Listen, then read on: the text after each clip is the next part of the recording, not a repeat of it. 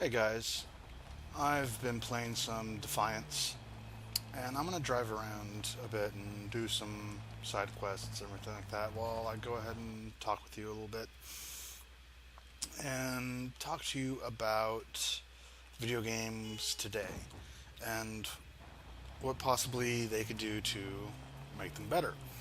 Now, I'm not going to be talking about Defiance today. It's actually pretty fun, and while I could go into detail on what they could do to make it better, the main thing I've been thinking about recently is first-person shooters in general. Like, let's take Call of Duty and Battlefield, for example, for today, and let's talk into their story. Now, for some reason, in these stories, you're always the hero. You're always the person that saves the day. Nothing's ever dynamic about them. For instance, why can't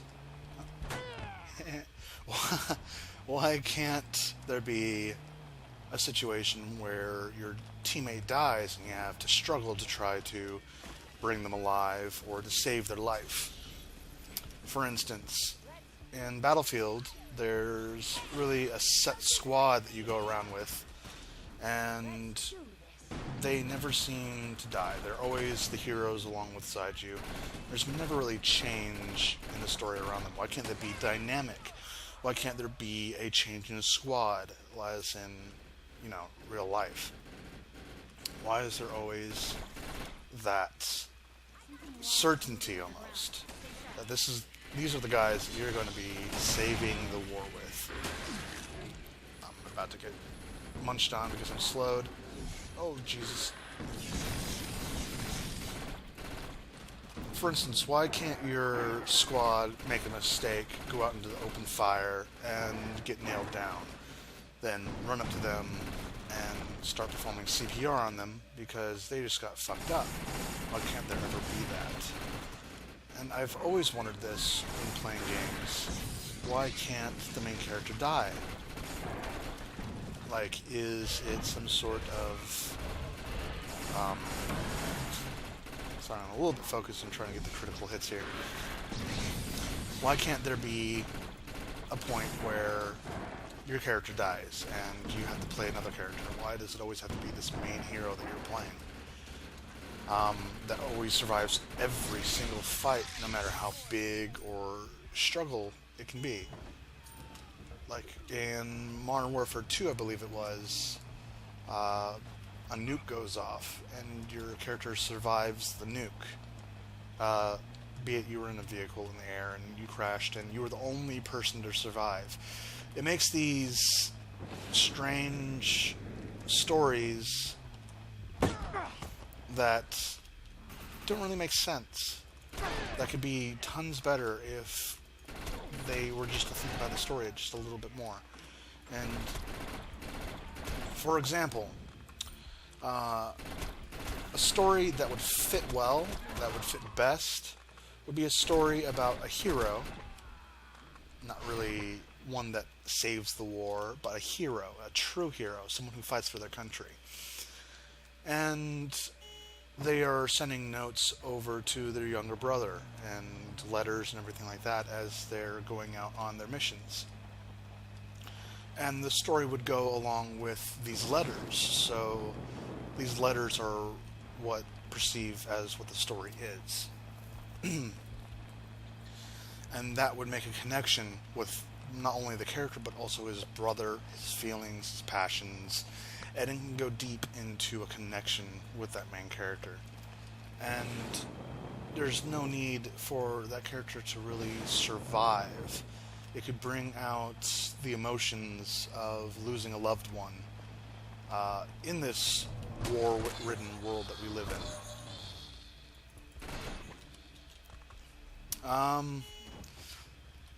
I'm getting kind of tired almost of these new games and their stories. There are some good ones out there, and there are ones that bring you in deep within the story and just amaze you. For instance, Borderlands 2 had a really good story.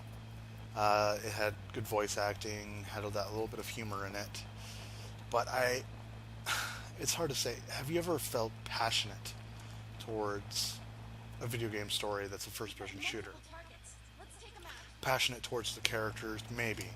Like, passionate towards Ghost or Price or any of those characters. Of course, when they die, obviously you're like, oh god, you have this like connection towards them because you've been playing with them for so long. But what's stopping companies from doing that with just minor characters? You know, the people that you're standing around playing with. Not playing with, but you get what I'm saying. Why isn't there some sort of connection that we get from these people who are also risking their lives with us, is what I'm trying to say.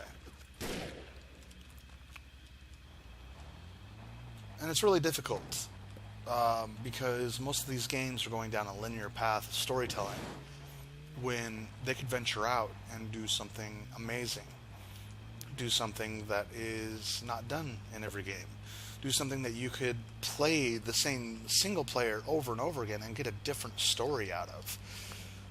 You see this a lot in some RPGs, where the story can change depending on your actions.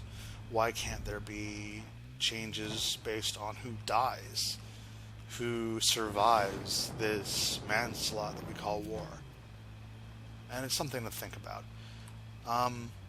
Enough about that, though. Let's get into a little bit of what I'm playing right now, Defiance. So right now I'm just running around. That moved it? That's weird. Playing Defiance. And it looks like right here, there are these little side missions that you come across. They're pretty fun. You just drive around and you'll see them on your mini-map. You just have to clear out this caravan, or whatever it would be. Uh-oh, uh-oh. They spawned. Okay.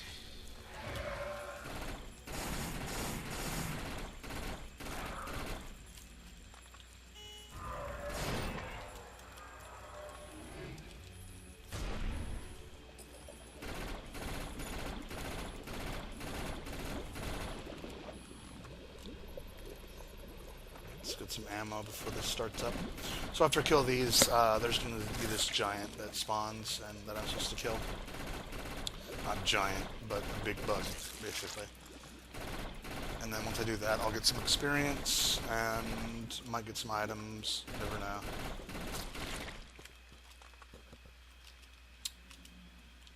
I'm detecting a large amount of Seismic activity. Alright, where's it spawning? Right on top of me.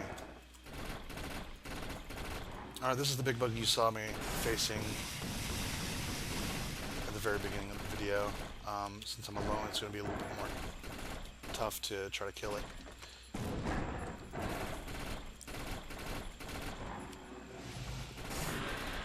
So they have some weak points on them. There's one in the tail, and there's one under the chest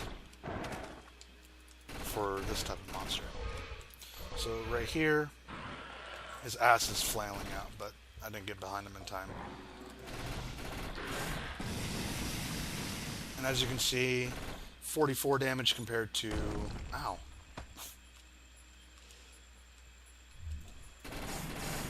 $235 with each shot. Big difference. So you want to try to hit these weak points when they're available.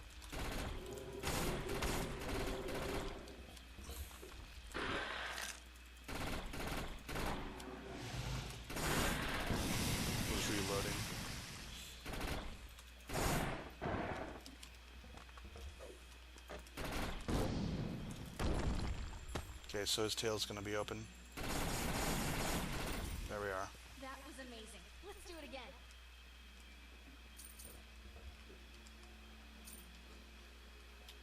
So I got some XP, and not sure how much I got from that. I got 300 from killing him, but I'm not sure how much I got from completing it.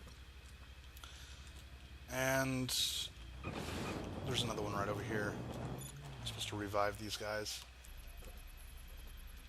Thought I was a gunner. And each one of these little side missions has something completely different. And these are just events in the world. They're not really side missions. They're just something that you are going to do. So right now I'm supposed to protect these guys. And apparently there's an airdrop right above me.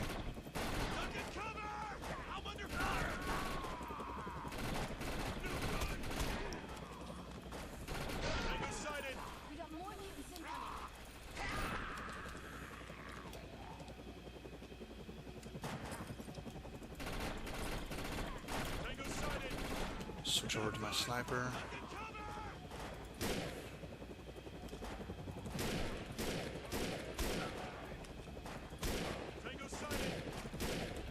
Oh, that's an elite.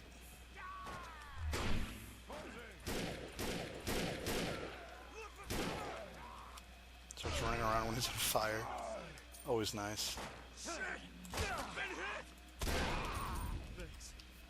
Alright, so I got all that experience just from helping these guys, reviving them, and then defending them for a bit.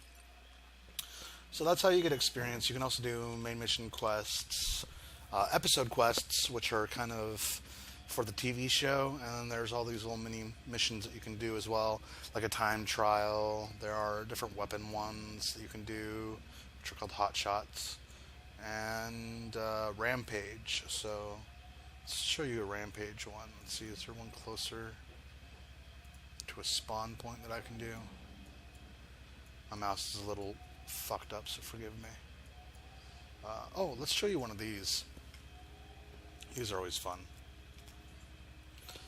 So there's these crystals that pop down from the sky, and you just go over to them, and there'll be a ton of people doing them because they give great rewards and they're fun to do. Now there are small ones, like this one, where it's just one of them. Sometimes there will be like 5 in an area, and there's this giant boss battle that you have to go through at the end. I've seen 2 types. There's a bug type, and there's this machine type. The machine type was really strange. There's this bridge to the south to enter San Francisco, and there's this like giant metallic thing that's guarding it. Ooh. So let's go ahead and switch my loadout to my rocket launcher and do this. So this is going to get me a lot of kills, because these things spawn right next to it, and this just hills all around it, killing everything that's around it.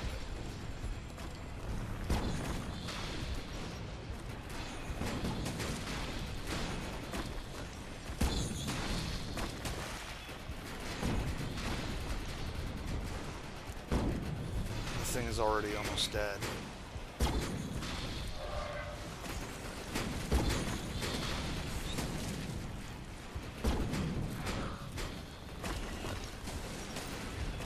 Items and monies.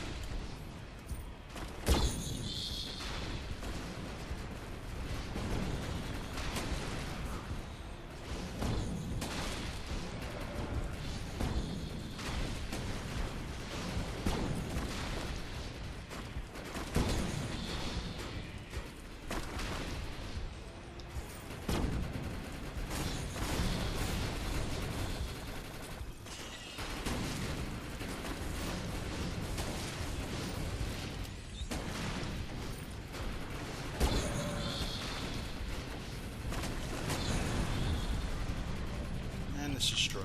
So I'll get some items and some shit from it, completing it. So I got 4,000 experience, 160 credits, and since I got here pretty late, I didn't get that high, so I could have gotten some more stuff, but I did get that, so that's good. Items are always useful. So that's what I have to rant about right now. I do have a ton of gameplay from this game.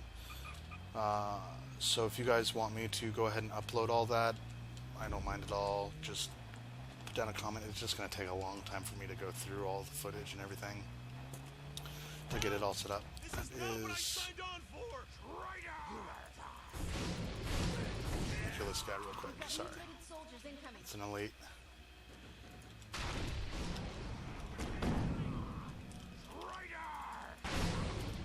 In your face.